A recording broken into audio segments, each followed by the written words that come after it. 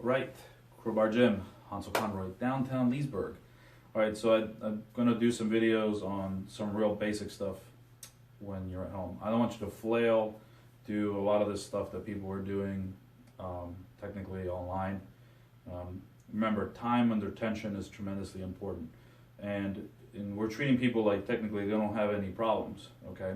So this is for the straight up beginner, maybe you're like tremendously overweight, and this is how you should start off, okay? So this is like the equivalent of a box squat with a body calisthenic motion.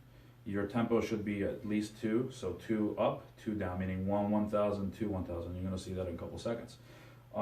If you have problems with your knees or anything of that nature, mind you that a lot of that has to do with inflammation, diet, or maybe you had surgery or something of that nature. Doesn't mean you shouldn't work out. Mind you that if whatever you did in therapy, you should be keeping it up, okay? There's tools that you can use, but of course we can't go to the gym. So these are some of the basic tools that you can do at home. So you have support here, you can have support here with your hands. There's many ways of doing the support. I'm gonna do it with 2 hands so I can use both my upper body, okay? This is really high up, so that way I'm not bending so much, okay? We can start from the top position just like this. The only problem is if you start from here and then you're gonna fall and then you're gonna fall back. So what most people do is they try to rock and then go like this, all right? We don't wanna do that, okay? If you're rocking, going like that, okay?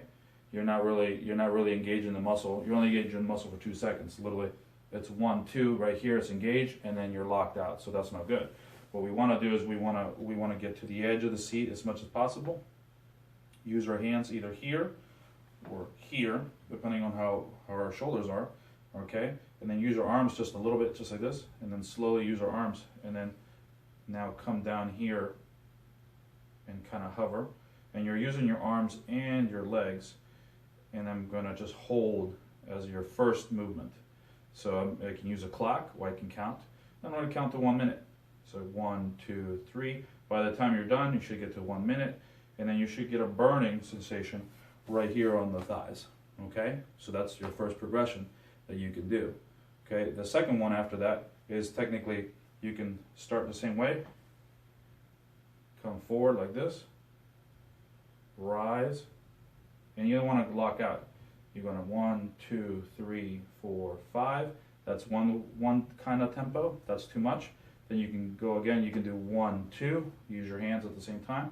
1, 2, just like that. And if that's still too much, your tempo should be 1 up high, hold, and then come down. Good, and then take a rest. Okay. And right now my thighs are burning right here, even though I can lift a lot of weight. So the idea is that you want to feel the burning in your thighs, okay?